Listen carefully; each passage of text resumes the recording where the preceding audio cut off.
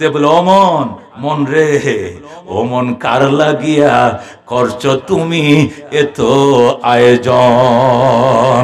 আল্লাহু আকবার। এই সূরাটা পড়বা, পড়ে ঘুমাইবা, 1000 আয়াত পড়ে সব পাইবা। এই বাহাদুরির অন্তরটা মোমের মতো নরম হয়ে যাবে। আল্লাহ কয় আল্হাকুম, আল্হাকুম শব্দের অর্থ হলো তোমাদেরকে উদাসীন করে ফেলেছে। কি করে ফেলেছে? তোমাদেরকে গাফিল করে ফেলেছে, তোমাদেরকে উদাসীন করে ফেলেছে। কি জিনিস? কয় আত্তাকাসুরু। তাকাসুর মানে প্রাচুর্যতা। তাকাসুর শব্দ অর্থ কি? প্রাচুর্যতা। প্রাচুর্যতা মানে বেশি, সম্পদ বেশি, সন্তান বেশি, ক্ষমতা বেশি, লাঠি বেশি, সম্পদ বেশি। প্রাচুর্যতা বুঝেন তো? সম্পদের দাপট, সন্তানের দাপট। আমার 7টা ছেলে, 8টা মাইয়া, 8টা মাইয়া বিয়া দিছি, আমার 8টা বিয়াই। এই এলাকার মধ্যে বড় লোক সবটির সাথে আত্মীয় করছি, সব লাঠি আমার পক্ষে থাকবে, সিনস্তি মোড়ে। ওরে বাপ রে বাপ। আল্লাহ আল্হাকুমুত তাকাসুর, তোমাদেরকে ধ্বংস করে ফেলেছে, তোমাদেরকে উদাসীন করে ফেলেছে। প্রাচুর্যতা। কিসের প্রাচুর্যতা?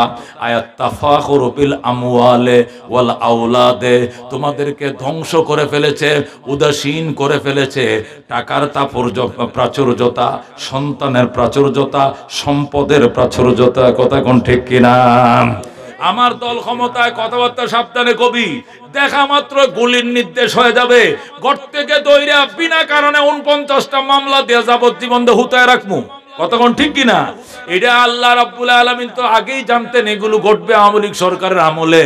এই জন্য আল্লাহ এটা আরো কয় হাজার বছর আগে, 1400 বছর আগে বলে গেছে, আল্হাকুমুত তাকাসুর, ধ্বংস করে ফেলবে তোমাদেরকে, উদাসীন করে ফেলবে তোমাদেরকে প্রাচুর্যতা।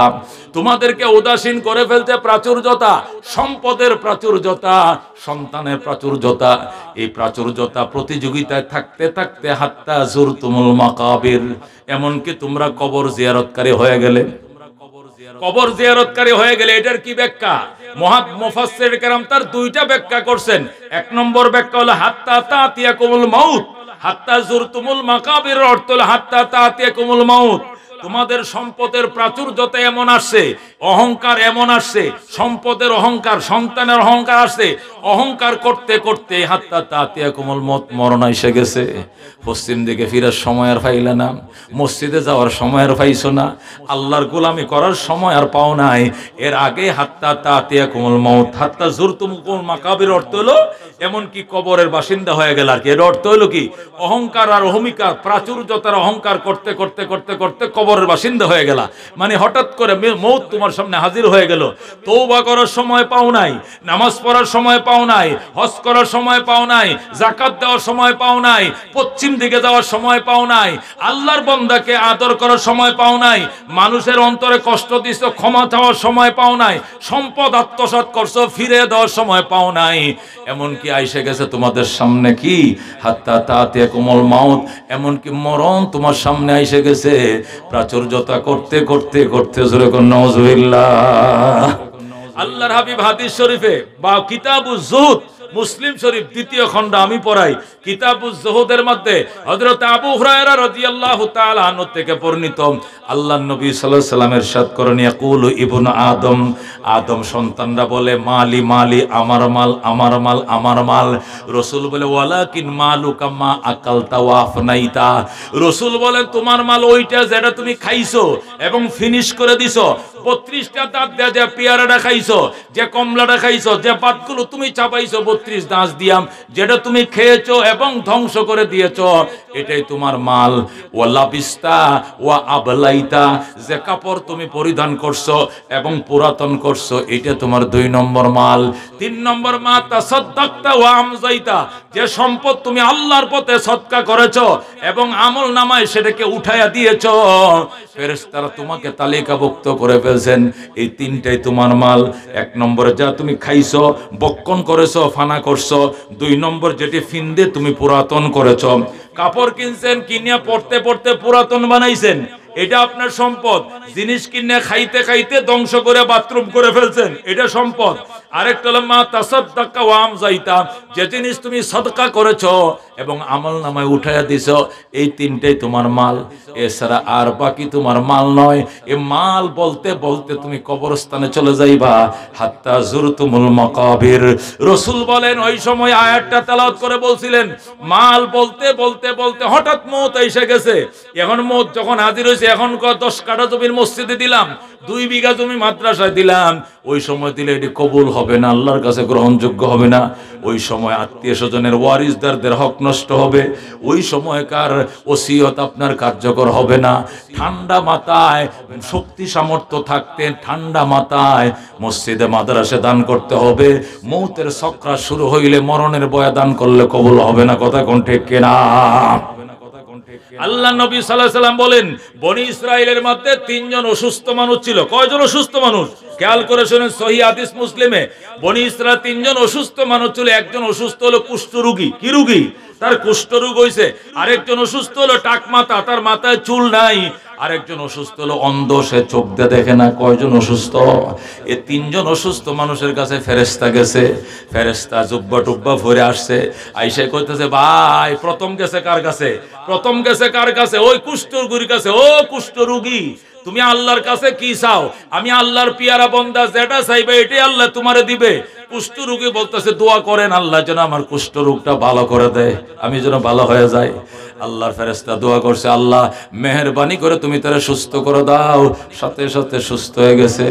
আর কিছু চাইবা না? কয় কিচ্ছু চাই না, শুধু একটা জিনিস। কি জিনিস চাও? আল্লাহ যেন আমারে কিছু ছাগল বকরি দেয়, এই দুধগুলো নিজেও খাবো, আত্মীয় স্বজনকে খাওয়াবো। দোয়া করছে, আল্লাহ কিছু ছাগল বকরি দাও। আল্লাহ অনেক কোটি কোটি ছাগল বকরি দিয়ে একটা এলাকা অঞ্চল ভরে গেছে। যেরকম আল্লাহু আকবার। এরপরে ফেরেশতা গেছে কার কাছে? টাক মাতার কাছে। যায় বলছে, ও টাক্কু মিয়া, মাথায় তো সাদে মাল নাই, আপনি আল্লাহর কাছে কি চান? কিচ্ছু চাই না, শুধু চাই আল্লাহ যেন আমার মাথায় চুল দেয়, তাহলে আমি সন্তুষ্ট, আর কিছু নাই। দোয়া করছে, আল্লাহ দোয়া করি তোমার পেয়ারা বন্দার মাথা চুল দিয়া দাও। গুনাহগুলো মাফ করে চুল দিয়া দিছে আল্লাহ। আর কি চাও? কিচ্ছু চাই না, কিছু কিছু গরু এবং গরুর বাছুর চাই, আল্লাহ যেন আমার দেয়, দুধ বিক্রি করে নিজে খাবো, অন্যরে খাওয়াবো। আল্লাহ কবুল করছে, কিছু গরু বাছুর দিয়া দুনিয়া ভরে দিছে তারে। এরপরে গেছে ওই অন্ধর কাছে। অন্ধর কাছে যায়, কো ভাই তুমি কি চাও? কয় রে কপাল মন্দ, চোখটা কিতে অন্ধ, দুনিয়া দেখতে পারি নাই, আমারে দোয়া করেন আল্লাহ যেন চোখ দেয়। আর কিচ্ছু চাও না? কিচ্ছু চাই না। ওই ফেরেশতা দোয়া করছে, আল্লাহ জিবরাইল দোয়া করছে, আল্লাহ তুমি তারে সুস্থ করো, চোখ খুলে দাও। সাথে সাথে তার চোখের আলো ফিরে আসছে। আল্লাহু আকবার। সে সুন্দর দুনিয়া দেখতেছে। আর কিছু লাগবো নি? কিচ্ছু লাগতো না। দোয়া করেন কয়েকটা উট এবং উটের বাচ্চা যেন আল্লাহ আমার আর কিচ্ছু লাগতো না। দেখছো নি? একটা ফাইলি আরেকটা, একটা ফাইলি আরেকটা, ঘটনা কি? না আর কিছু না, শুধু একটাই। দোয়া করছে, আল্লাহ অনেকগুলো উট দিছে তাকে, উটের বাচ্চা দিছে।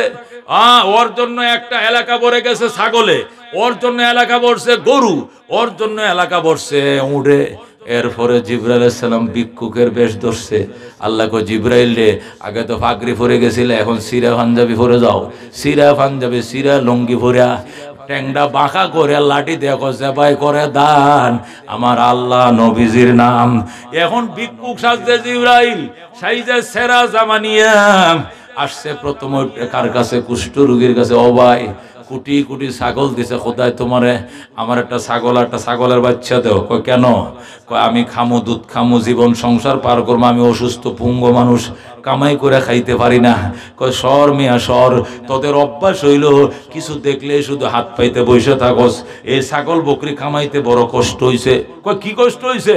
একজন আল্লাহর ফিয়ারা বান্দা দোয়া করছে, তুই গরিব আছিলে, অসুস্থ আছিলে, কাঙ্গাল আছিলে, কুষ্ঠরোগী আছিলে, একজন আল্লাহর বান্দা দোয়া করছে, এরপরে তোরা আল্লাহ এতটুকু দিছে। কয় কেউ দেয় না, এটা আমি ওয়ারিস সূত্রে বাপ থেকে পাইছি। যেরকম নাউজুবিল্লাহ, আমার কেউ দেয় না, আমি ওয়ারিস সূত্রে বাপ মা থেকে পাইছি। জিবরাইল ডাক দেখো, আল্লাহ আমি ভিক্ষুক, আমি ঠ্যাং ভাঙ্গা, আমি বেওরা লুলা, আমি দোয়া করি তোমার বন্দাকে তার আগের অবস্থায় ফিরে দাও। এটা আবার কুষ্ঠরোগী হয়ে গেছে, ছাগল বকরি একসাথে সবটি মরে গেছে। এমন রোগ আইছে 5 মিনিটে সমস্ত ছাগল বকরি মরে শেষ। এখন কান্দে, হুজুর অর্ধেকটি আপনারা দেব, দোয়া করেন আল্লাহ যেন জিন্দা করে। দেখো আর কাম হবে না, সব শেষ। গেছে ওইটার কাছে, কোনটা? টাক মাথা।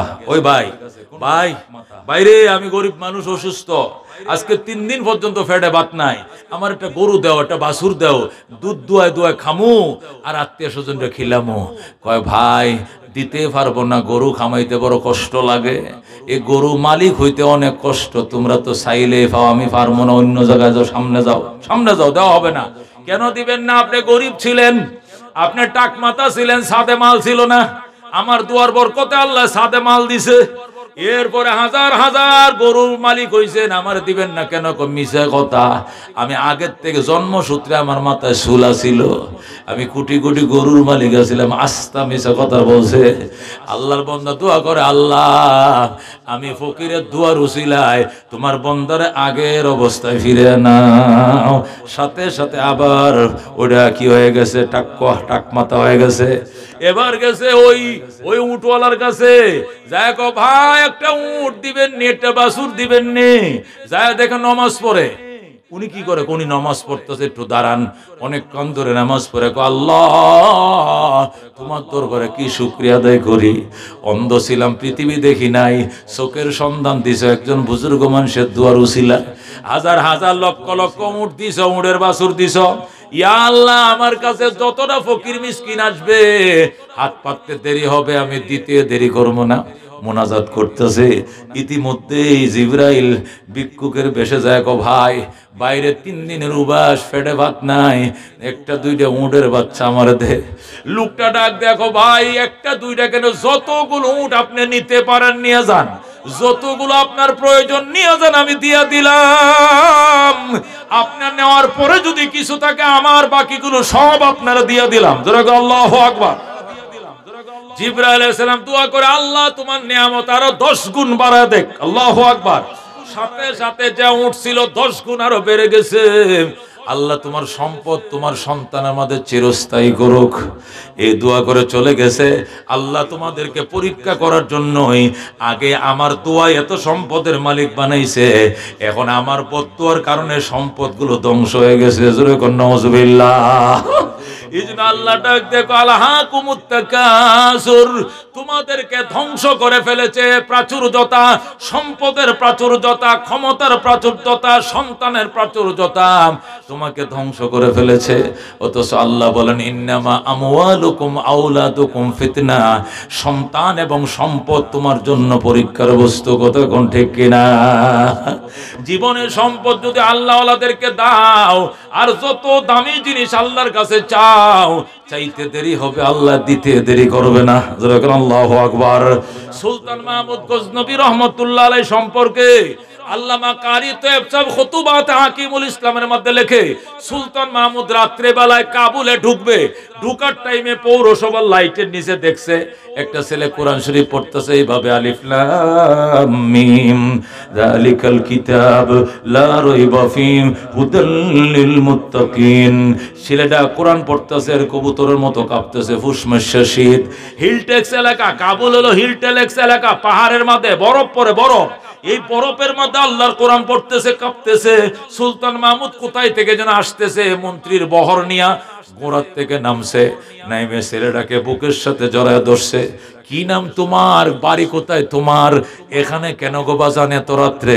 ছেলেটা ডাক দেখো, ওই পাশের গ্রামে আমার বাড়ি, ওখানে হাফিজিয়া মাদ্রাসা আমি পড়ি, আমার হারিকেন নাই, আমি এতিম সন্তান, আমি ছাত্র ভাইয়ের হারিকেনে পড়ি, ওরা 10টা পর্যন্ত সজাগ থাকে, এরপরে ঘুমায় পড়ে, এরপরে আমার হারিকেন নাই, এই জন্যই পৌরসভার লাইটগুলো সারা রাত জ্বলে, এই জন্য রাত পড়াইছে পৌরসভার লাইটের নিচে আমি কোরআন পড়ি। আল্লাহু আকবার। হারিকেন নাই, হারিকেন কোত্থেকে পাবো, আমার তো বাবাই নাই। শীতের পোশাক কই পাবো, শীতের পোশাক আমার আব্বা নাই।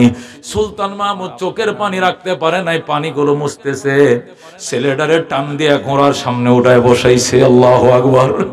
আঙ্কেল আমারে কই নিয়ে যান?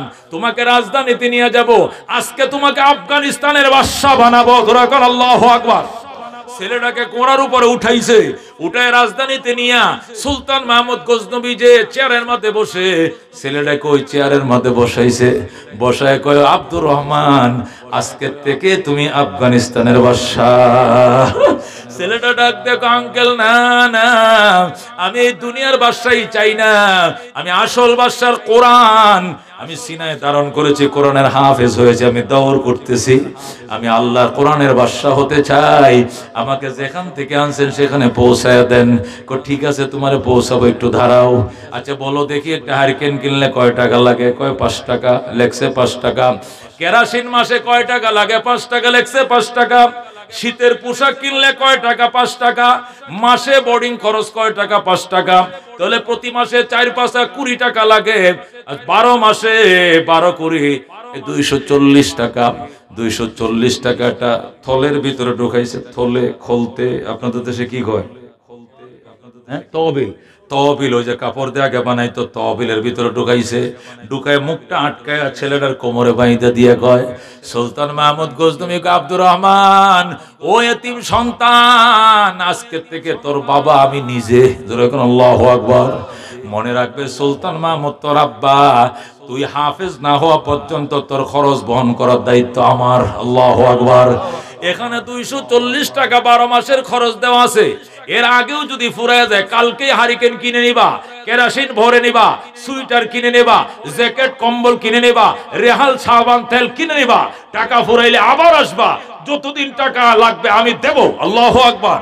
এই বলে সুলতান মাহমুদ ছেলেটার কোমরে টাকাটা বাইদা দিছে, দিয়া গোড়ার উপরে উঠাইয়া প্রধানমন্ত্রী বলছে, প্রধানমন্ত্রী যান ছেলেটাকে মাদ্রাসায় পৌঁছাইয়া দিয়ে আসেন।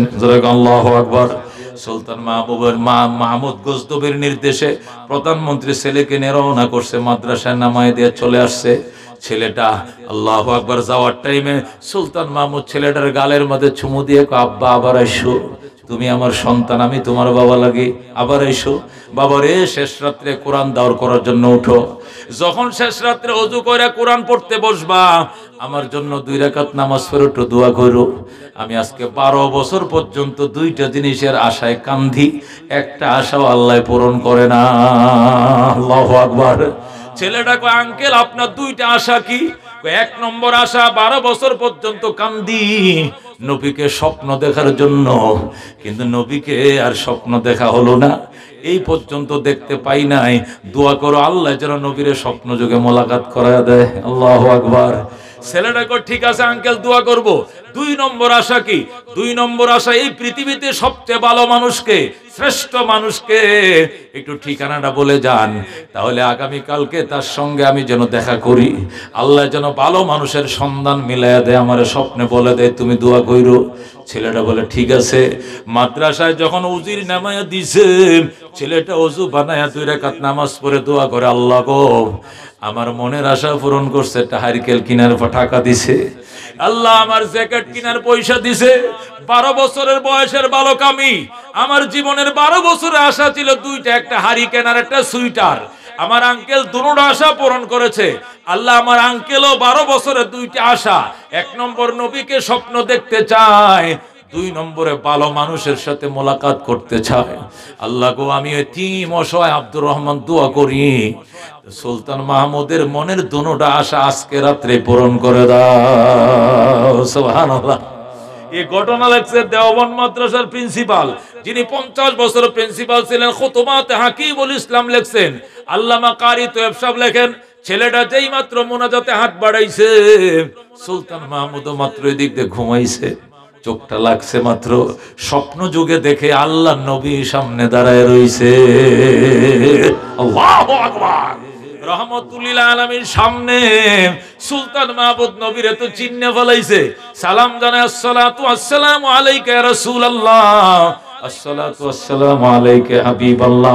ওগো রহমতুল্লিল আলামিন, 12 বছর পর্যন্ত আপনাকে এক নজর দেখার জন্য আমি কত আকুল ছিলাম গো, কেন গো আমার দেখা দিলেন না? আজকে কি মনে করে দেখা দিলেন বলেন? নবী কোনো উত্তর দেয় না, মুস্কি মুস্কি হাসে, আবার জিজ্ঞাসা করে, ইয়া রাসূলুল্লাহ হাবিবাল্লাহ, আমি 12 বছর পর্যন্ত তাহাজ্জুদ পড়ে ঘুমাই, নতুন চাদর বিছায় ঘুমাই, দুরূদ শরীফ পড়ে ঘুমাই, সাদকা করে ঘুমাই, সূরা ইয়াসিন আর রহমান পড়ে ঘুমাই আপনাকে নজর দেখার জন্য, কিন্তু এতদিন আপনি দেখা দিলেন না, আজকে কি মনে করে দেখা দিয়েছেন আমাকে বলেন? আল্লাহর নবী কোনো উত্তর দেয় না। ডাক দেয়া, উত্তর যদি না দেন ঠিক আছে, না দেন আরেকটা প্রশ্নের উত্তর দেন। কই কি প্রশ্ন? পৃথিবীতে ভালো মানুষকে একটু ঠিকানা দিয়া যান। নবী ডাক দেখো, সুলতান মাহমুদ গজনবী, নিজের অনেক চালাক মনে করো। আমি মনে করছিলাম তোমার জ্ঞান আছে, এখন তো দেখলাম তোমার কোনো জ্ঞান নাই। তুমি কি এখনো বুঝো নাই শ্রেষ্ঠ মানুষ কাকে বলে? 12 বছর পর্যন্ত কান্দো আমাকে স্বপ্ন দেখার জন্য, আমি দেখা দেই না। আজকে ভালো মানুষের একটু খেদমত করছো, হারিকেন টিকা কিনার পয়সা দিছো, কেরাসিন কিনার টাকা দিছো, আর ওই ভালো মানুষটা যখন দুহাত বাড়িয়ে দিছে, আমি নবী মদিনায় টিকতে পারি না। আল্লাহু আকবার। এ সুলতান মাহমুদ গজনবী, তুই কি এখনো চিনুস নাই ভালো মানুষ কারে কয়? এরাই তো ভালো মানুষ। আমি তো হাদিসে বলে আসছি, খায়রুকুম মান তাআল্লামাল কুরআন ওয়া আল্লামা, তোমাদের মধ্যে সর্বশ্রেষ্ঠ, তোমাদের মধ্যে সর্বশ্রেষ্ঠ ওই ব্যক্তি যিনি নিজে কোরআন শিখে এবং অন্যকে শেখায়। আল্লাহু আকবার। ওরে সুলতান মাহমুদ গজনবী, আজকে 12 বছর পর্যন্ত আমার দেখার জন্য কান্দ, দেখা দেই না, আর ওই ভালো মানুষটার খেদমত করছো, হারিকেন কিনার টাকা দিছো, ওই কেরাসিন কিনার টাকা দিছো। ছেলেরা যেই মাত্র হাতটা বাড়াইছে, আমি নবী টাকা দিয়া দিলাম। আল্লাহু আকবার। আল্লামা কারি তোয়েব সাহেব বলেন, আল্লাহর হাবিবের এতিম উম্মতের খাবারের জন্য, এদের বিছানার জন্য, পোশাকের জন্য দুস্থ যারা দিবে, এ আপনাকে একটা রেহাল কিনে দিলাম, এই এতিম ছেলে তোর একটা পাঞ্জাবি বানায় দিলাম, তোর একটা কোরআন শরীফ হাতিয়ে দিলাম, অথবা একটা জায়নামাজ দিলাম, এখানে বসে কোরআন শরীফ পড়ো আল্লাহ, অথবা তোমার ছাদের উপরে টিনের ব্যবস্থা করে দিলাম, নিচের বসার টাইলসের ব্যবস্থা করলাম, তোমার মুখের আহারের জন্য এক বস্তা চাউলের ব্যবস্থা করলাম। আল্লাহু আকবার। কারি তোয়েব সাহেব লেখে, যদি নিয়ত করে নবীকে স্বপ্ন দেখার জন্য, সে দুনিয়াতে নবীকে স্বপ্ন না দেখে তার মরণ হবে না। আল্লাহু আকবার। আমি এই ঘটনা আজ থেকে 21 বছর আগে পড়ছি। কয় বছর আগে? 21 বছর আগে পড়ার পরে আমি আমার বোর্ডিং এর খাওয়া বন্ধ করে দেয়, আমার খাবার এতিম ছেলেকে খাওয়াইতে শুরু করলাম। একটা এতিম ছেলেকে 6 মাস খাওয়ানোর পরেই আল্লাহ তাআলা নিয়ামত আমাকে দান করছেন। যেরকম আল্লাহু আকবার। আল্লাহর হাবিবকে দেখার সুযোগ হয়েছে। এই জন্য দোস্ত, নবীকে যে স্বপ্ন দেখে শাফাত ওয়াজিব হয়, আর নবীর শাফাত যার জন্য ওয়াজিব হয় সে নিশ্চিত জান্নাতি। এমন ব্যারিস্টার আসামি ধরা মাত্র জামিন করাইয়াই ছাড়বে। কতক্ষণ ঠিক কিনা? এমন ব্যারিস্টার রুকনউদ্দিন মাহমুদ ছিলেন। বাংলাদেশের যত বড় ডিয়ারিং মামলা হোক না কেন, রুকনউদ্দিন মাহবুব, ব্যারিস্টার মাহবুব যে আসামি নিয়ে কোর্টে দাঁড়াইছে, জামিন করায় ছাড়ছে। কতক্ষণ ঠিক কিনা? আল্লাহর হাবিব সাল্লাল্লাহু আলাইহি সাল্লাম এমন ব্যারিস্টার, এর কোনো তুলনা হয় না। কতক্ষণ ঠিক কিনা? এই যার জামিনের জন্য দাঁড়াবে, ওকে জামিন করাই ছাড়বে। আর আল্লাহর হাবিবের শাফাত ওয়াজিব হবে কার জন্য? যে নবীকে দেখে। আল্লাহর হাবিবকে দেখি নাই, স্বপ্ন যুগে দেখার অপশন এখনো আছে। কে কে নবীকে একবার দেখতে চান? হাত বাড়ান। লিল্লাহি তাকবীর। আল কোরআনের আলম, আল হাদিসের আলম। এমন মুনাজাত দেব আজকে ইনশাআল্লাহ। আল্লাহ রাব্বুল আলামিন তৌফিক দিলে আগামী বছর মাহফিলে আসার পরে বলবেন, হুজুর না, আশা পূরণ হয়েছে, আল্লাহ পূরণ করছে। জোরে কবুল করুন, জোরে কোন আমিন। এর আগে কয়েক মিনিট আপনাদের কাছে পায়ে ধরে বলছি, কেউ উঠবেন না। আমি অনেক দূরের মেহমান, আমার 250-300 কিলোমিটার যেতে হবে, 350 কিলোমিটার যেতে হবে আপনাদের সামনে ঠান্ডা মাথায় আলোচনা করার জন্য। কালকে আসছি আমি, আইসা আদমদিঘি থেকে জিরাইয়া ঘুমাইয়া তাআলা ইব্রাহিম ওয়া আলা আলি ইব্রাহিম ইন্নাকা হামিদুম মাজিদ। আস্তাগফিরুল্লাহ রাব্বি মিন কুল্লি যামবি ওয়া আতুবু ইলাইহি লা হাওলা ওয়া লা কুওয়াতা ইল্লা বিল্লাহিল আলিয়্যিল আযীম। মোহাম্মদ আব্দুল্লাহ ভাই বাটাইন নাকি? বালাইনের আব্দুল্লাহ ভাই 2000 টাকা। আল্লাহ তুমি কবুল করো, জোরে কোন আমিন। اللهم آمين ربنا يا ربنا মাফ করে দেন আপনি আমাদের গুনাহ। গুনাহগার তুহি রহিম তুহি রহমান তু গফফার। আলহামদুলিল্লাহিল্লাযী হাদানা লিহাযা وما كنا لنهتدي لولا أن هدانا الله ربنا ظلمنا أنفسنا وإن لم تغفر لنا وترحمنا لنكونن من الخاسرين ربنا فاغفر لنا ذنوبنا وكفر عنا سيئاتنا وتوفنا مع الأبرار رب اغفر لي ولوالدي وللمؤمنين يوم يقوم الحساب رب ارحمهما كما ربياني صغيرا ইয়া আল্লাহ নিশিরাত 12টা পার করছি তোমার শাহী দরবার হাত বাড়াইছি আল্লাহ আমাদের জীবনের সব গুনাহ মাফ করে দাও জীবনের জানা অজানা ছোট বড় সগীরা কবিরা শিরিক বিদআত নতুন পুরাতন ইচ্ছায় অনিচ্ছায় যত গুনাহ খাতা করে ফেলছি ইয়া আল্লাহ হাজার হাজার তোমার বান্দা বান্দিনী হাত বাড়াইছি বৃষ্টির মতো কুয়াশা পড়তেছে প্রচন্ড ঠান্ডা এর মধ্যে মাটিতে বসে রয়েছে তোমার বান্দা আল্লাহ গো দয়া করে আমাদেরকে তুমি মাফ করে দাও আমাদের মধ্যে যারা অসুস্থ শিফায়ে আজলা কামেলা দায়মা দিয়ে দাও আল্লাহ আমি নিজে অসুস্থ পরিপূর্ণ সুস্থতার নিয়ামত দিয়ে দাও আল্লাহ হার্ট কিডনি চোখ নাক মুখ সব ভালো রাখো আল্লাহ গো সুস্থতা ভিক্ষা তোমার কাছে চাই অনেক অসুস্থ মানুষ দোয়া চাইছে মুসাফিরের দোয়া কবুল হয় তুমি কবুল করে লও মোহতামিম হুজুরের শ্বশুর অসুস্থ দোয়া চাইছেন বাবা দোয়া চাইছেন মাদ্রাসার সভাপতি সেক্রেটারি কেশিয়ার তারাও দোয়া চাইছেন আমাদের চেয়ারম্যান সাহেব দোয়া চাইছেন আদমদিগির বড় হুজুর দোয়া চাইছে আল্লাহ মুসাফিরের দোয়া তুমি ফিরাইয়া দিও না নবীজি রওজা মুবারকে সালাম পৌঁছায়া দাও আল্লাহ গো তোমার নবীর রওজা খানা দেখাও তোমার হাবিবের রওজার কিনারে যাইয়া আল্লাহ সালাতু ওয়াসসালামু আলাইকা রাসূলুল্লাহ ইয়া হাবিব আল্লাহ বলে সালাতু সালাম পাঠ করার তৌফিক দিয়ে দাও আল্লাহ আমাদের মুহতামিম সাহেব হুজুর যোগ্য আলেমে দ্বীন আল্লাহ তার উসিলায় প্রতিষ্ঠানকে উন্নতির দিকে নিয়ে যাচ্ছ আল্লাহ তুমি কবুল করো আগের হাফেজ সাহেব ছিলেন আল্লাহ তুমি তারেও মাফ করে দাও বর্তমান হাফেজ সাহেব হুজুর মুফতি সাহেব হুজুর মুরব্বিদেরকে তুমি ক্ষমা করে দাও আল্লাহ সেক্রেটারি সভাপতি কেশিয়ার সদস্য যারা আছেন আল্লাহ দয়া করে মেহেরবানি সবাইরে তুমি কবুল করে লও ইয়া আল্লাহ রাস্তার কিনারে ঢুকছি বড় বড় গুরুস্থান আল্লাহ সমস্ত গুরুস্থানবাসীর গোর আযাব মাফ করে দাও এ জীবনে না করিলাম বন্দিগি গুনাহ করে কাটাইলাম জিন্দেগি তওবা করে আবার তওবা ভাঙ্গিলাম অবশেষে খাঁটি তওবা করিলাম তুমি যদি মাফ না করো আল্লাহ বান্দারে বলো তোমার বান্দা যাবে কার কাছে কবর হাম সর আরো আল্লাহ মিজানে পার করিয়া দিয়েন গো আল্লাহ নিজ গুণে আল্লাহ তুমি মেহেরবানি করে মাফ করে দাও আব্বা আম্মাকে মাফ করে দাও শ্বশুর শাশুড়িকে মাফ করে দাও জিন্দাগানকে মাফ করে দাও আল্লাহ মুর্দাগানকে মাফ করে দাও